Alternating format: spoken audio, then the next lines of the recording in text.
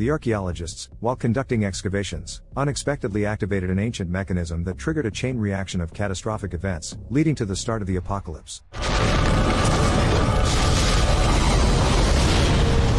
At the beginning of the film, a man is hosting a live radio broadcast. The studio walls are decorated with photos of the moon, where they supposedly discovered the head of a robot, pictures of the Stonehenge stones, and a newspaper clipping about the Mayan prophecies. In Maine, deep underground, a group of scientists is conducting an excavation. While exploring caves, they find an ancient door, for which they have a key. As soon as they take the key out of its box, it seems to magnetically attach itself to the door and triggers a powerful electromagnetic pulse. Meanwhile, in England, tourists arrive at Stonehenge. The guide is telling them about the history of the site when suddenly, an earthquake strikes, and the central stone begins to glow. One by one, the other stones start to move. Terrified, the tourists panic as they watch the unfolding events. A moment later, lightning bolts shoot out from the columns and strike the central altar. In horror, the people try to flee, but they don't make it in time. A blinding flash radiates outward, leaving nothing but piles of ash where the people once stood. Dr. Jacob Glazer is hosting his radio show. He mentions that he discovered an anomaly today, an incredibly powerful electromagnetic surge in the US energy grid, which traveled from Maine to England. He doesn't know what it is, and, as usual, government scientists are staying silent. During the broadcast, a listener calls in to say that Stonehenge has shifted, but Jacob dismisses the claim as nonsense and hangs up. However, another person calls in to confirm the story, claiming to have seen it happen with his own eyes. The area has been cordoned off by the military, and no one is allowed near. Intrigued, Jacob decides to investigate the matter himself. As he prepares to leave, Jacob tries to call his friend, Dr. Joseph. When Joseph finally answers, Jacob tells him about Stonehenge and suggests they go to England together. However, Joseph refuses, citing his busy schedule. Resigned to his friend's refusal, Jacob heads to the airport alone. Meanwhile, British authorities set up an emergency command center in an elementary school near Stonehenge. Dr. John Trousdale arrives and meets with other scientists. Dr. Casey and radiophysicist Marla report strange radio waves passing through the Stonehenge stones, seemingly coming from the ground. Geophysicist David then joins the conversation, uncertain whether there will be more such surges, but agrees that what happened seems like an anomaly. They've already scanned the central stone, and it turns out that there is an electromagnetic field inside it. After listening to his colleagues, John states that they need to figure this out as soon as possible. The Russians are already accusing them of nuclear testing. Meanwhile, Jacob arrives at the command center. Seeing the military, he realizes they won't let him through, so he hides among the trees. At night, he sneaks towards Stonehenge, where Leeds and her team are conducting research. She collects a soil sample and notices that the color of the ground has changed. A moment later, she sees that the central stone has started to glow. Jacob, now close enough, uses his device and notices that the electromagnetic effect has intensified significantly. Realizing the potential danger, he shouts to the scientists to leave. John and Marla, watching from a distance, also come to the same conclusion and order the team to evacuate immediately. At that moment, the stones begin to move, and lightning bolts start shooting from them. The people manage to run and take cover behind a car, but one of the team members hesitates and almost vanishes into thin air. At the same time in Mexico, on the Yucatan Peninsula, a Maya pyramid starts to move and then explodes. Trying to understand what's happening, the scientists examine various data. Dr. Casey receives a call informing her that immediately after the flash at Stonehenge, the pyramid in Mexico exploded, completely destroying the country. She informs John, who is skeptical but acknowledges that the events may be connected. However, he insists they focus on what's happening in England rather than somewhere far off. Meanwhile, in Maine, Joseph is studying a map and tells his assistant that they are almost at their destination. He asks her to locate the sun chamber. Jacob decides to examine the stones again, but this time in daylight. He is quickly spotted by security cameras. As he approaches, he notices the strange color of the soil, and when he scans the stone, he detects a strange object inside. However, before he can investigate further, the military arrives and arrests him. Meanwhile, David and Casey discover microbes in the soil samples. They immediately report this to John, who is just as surprised. Such microbes typically appear in soil after a volcanic eruption. Casey believes it may be the beginning of new life. Their conversation is interrupted when they are urgently summoned to the command center. The military brings Jacob to the command center and locks him in a cell. Jacob protests, claiming he is a scientist and can help, but they refuse to listen. When the doctors approach Marla, she informs them that she has found short segments within the radio waves. They are shortening, creating the impression that the waves are cyclical. Intrigued, John asks her to analyze the latest fragment. Marla agrees and uploads the data into the program. As the analysis concludes, a timer appears on the monitor. 37 hours. They realize it's a countdown, and they have just over a day to figure out what happens next. Their thoughts are interrupted by the arrival of a major who brings the documents Jacob had. John doesn't want to waste time on it, but David is intrigued. After reviewing them, he shows the others. Leeds immediately notices that it's a map with various parts of the Earth connected by lines. The scientist asks who the arrested person is and learns it's Jacob Glaser. John looks down on him, despite his past as the youngest ever recipient of the Prilovich Prize in Astrophysics, and doesn't see the point of wasting time on him. However, the others insist on speaking with Jacob. Reluctantly, John agrees. Jacob is brought into the gym. Casey asks him about the map, and he explains that these are electromagnetic flows, crossing each other underground. The intersection points are concentration points. Each of them is located where ancient civilization structures can be found. Such structures exist at every point except in Maine. However, he is sure that a structure exists there too, it just hasn't been discovered yet. He then asks Leeds why the ground changed color, pointing out that it usually signifies the emergence of bacteria. He also mentions seeing strange electromagnetic radiation inside the stone, similar to what he saw in another location. He believes this is the key to solving the mystery, and he can show them everything if they provide him with a computer. Casey ends the conversation with him and returns to the operations center. At the center, John begins a new investigation into the anomaly. They attach a radar to a helicopter and send it over Stonehenge. However, they get no results. Suddenly, lightning bolts erupt from the stones and destroy the helicopter and radar. Right after this, General Forshaw arrives at the base. He's displeased that the stones destroyed his helicopter and pilot. John explains what they know about the situation, and the general suggests simply blowing it up. John argues that they need to study it carefully, but the military man disagrees and gives the order. Soldiers immediately start planting explosives. However, when the explosion occurs, Stonehenge absorbs it without a trace. The sight shocks both the scientists and the military. Realizing they don't know what to do next, Casey suggests bringing Jacob in. Meanwhile, Joseph and his team find the necessary room with the altar stone. They scan it and find a symbol that matches the one in a scroll. From the scroll, they learn that this is the source needed to supply energy to the stone, the primordial hill, and the device in the photo is the key. Jacob is brought back to the center and given access to a computer. He finds a photo of an ancient launch mechanism discovered at the bottom of the Aegean Sea. The mechanism is currently in an American archaeological fund in New York. By comparing the photos of Stonehenge's stone and the ancient mechanism, Jacob declares that this is the key. However, no one takes him seriously, and Jacob is once again locked in an improvised prison. As soon as he's taken away, the stones of Stonehenge begin to move again, and a new burst of energy occurs. Casey notices that the last explosion was 10 hours ago. Immediately after the stone's activity, the pyramid in Java explodes, completely destroying Indonesia. Watching all of this, the general concludes that Stonehenge is responsible, meaning this is a global-scale operation. Leeds watches the news and realizes they need to act. She steps outside with the major and asks for his help. Jacob is the only one who proposed a theory that explains everything, so they need to go to New York.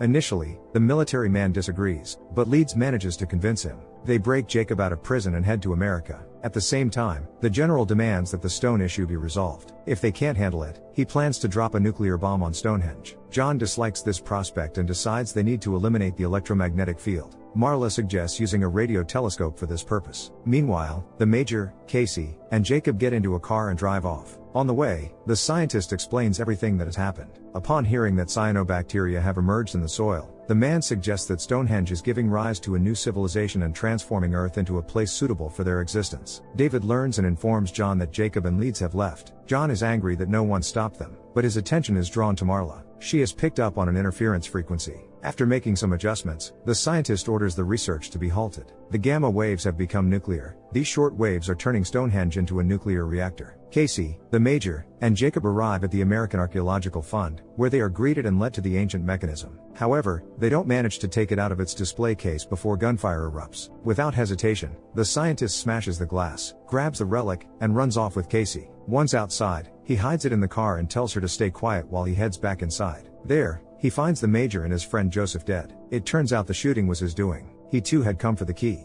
The former friend explains that he found a pyramid underground in Maine, and this mechanism is indeed the key that activates the ancient machine and provides shelter during the apocalypse. With a fanatical gleam in his eyes, Joseph tries to convince the scientist to join him, promising he will witness the birth of a new world. However, Jacob refuses to help him and plans to leave. One of the men strikes him in the face, and the doctor loses consciousness. When he regains his senses, he discovers that the mechanism is gone. He goes outside, finds Casey, and tells her that Joseph has stolen the key. The major is dead, and someone from the center is spying for the thief. The woman doesn't believe that anyone from her team is capable of this. The scientist also mentions that they need to head to Maine, where an ancient structure has been found, and the key works for it too. After analyzing the data, David announces that another big explosion is imminent, and according to the timer, it will happen in 1 minute. As the timer hits 0, Stonehenge releases another powerful burst, and the pyramids in Egypt explode. Emergency protocols are immediately declared in the Middle East. John asks Marla to inform the authorities of the countries with pyramids about the need for evacuation. Turning to the general, he agrees to authorize the use of nuclear weapons against Stonehenge. On their way to Maine, Casey calls John and tells him about the key,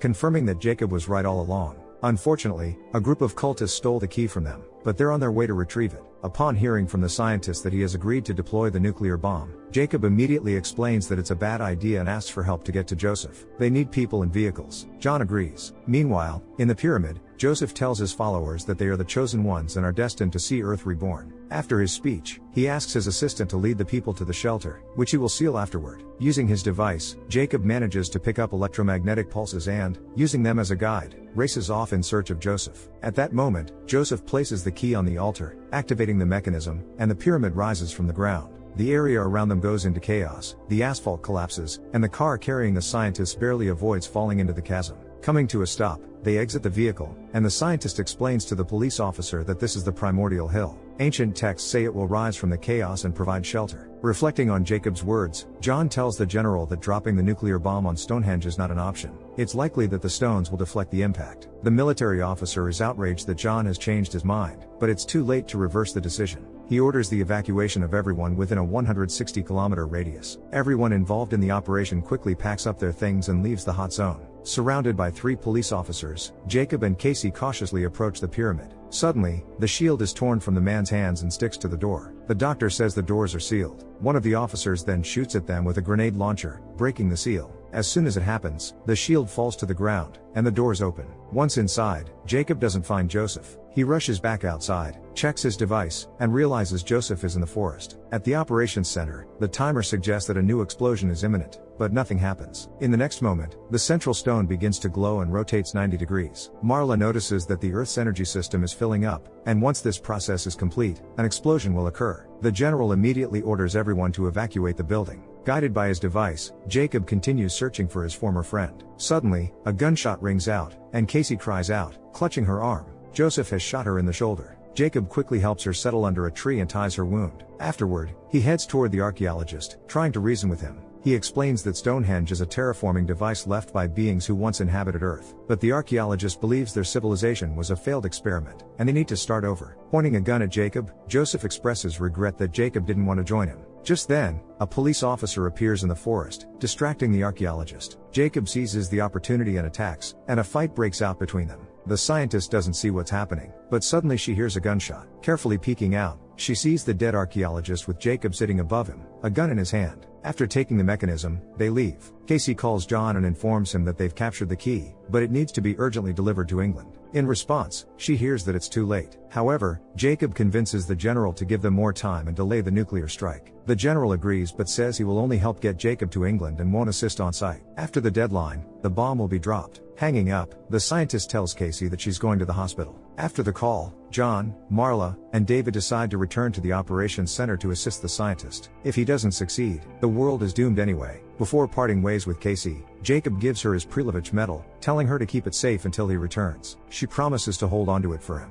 John, Marla, and David head back to the base, with the timer showing they have just 8 hours left. Meanwhile, Jacob arrives in England, is given a car, and is told John is waiting for him at the center. On the news, reports show destruction unfolding worldwide. Suddenly, David shares his thoughts with his colleagues. It turns out he knows Joseph and has been helping him all along. Even though Joseph is dead, David plans to continue his work and will stop Jacob from preventing the terraforming of the planet. The scientists realize he's a traitor and prepare to stop him, but David shoots at them. Seeing that time is running out, the general orders the release of the plane with the nuclear warheads. Jacob drives at maximum speed toward the Stonehenge stones. As he nears the base, he spots David. At that moment, a wounded John appears behind him, shouting at the scientist that the geophysicist is a traitor and that he's armed. In a rage, David kills John and charges after the doctor. The plane is already approaching the target, and the pilot requests permission to arm the missile. There are less than 3 minutes remaining on the timer. Jacob races toward Stonehenge, with David hot on his tail, trying to kill him. Meanwhile, in the sky, the plane is ready to release the missile. However, the pilot discovers that the targeting system cannot detect the target and decides to drop the bomb the old-fashioned way. Jacob is very close to the stones, but just before reaching them, his car stalls. Leaping out, he starts running toward the target, but David shoots at him, hitting him in the leg. Summoning all his strength, Jacob gets back on his feet and keeps running, but David shoots him again. and Jacob collapses next to the central stone. The general is informed that the magnetic interference has disabled the plane's equipment, and the pilot has switched to manual release. The general is anxious, as they only have 1 minute left, and the target has not been struck. In the final seconds, the plane releases the missile. At that moment, Jacob manages to gather his strength and attempts to rise, but David prevents him from doing so and takes the mechanism from him. Looking up at the sky, Jacob sees the bomb hurtling toward the stones and, with a heroic effort, forces himself to stand. He grabs the traitor's arm and presses the key to the center of the stone. A blinding blue light engulfs them, shooting into the sky and destroying the nuclear warhead. The light fades, and Stonehenge returns to its normal form. News broadcasts report that the earthquakes and volcanic eruptions have stopped, and climatologists state that the atmosphere will be cleared in a few years. In the hospital, Casey sits on her bed, flipping through newspapers. In one of them, she finds an article about Jacob, stating that the scientist sacrificed his life to save the planet. Sometime later, Dr. Casey Lead sits in his studio. She has decided to continue the radio show that he once hosted. What would you do if you discovered that Earth was being terraformed? Would you accept it as an unavoidable reality, or would you fight to change it? Let us know your thoughts in the comments down below. Give a thumbs up, and don't forget to subscribe. See you in the next video.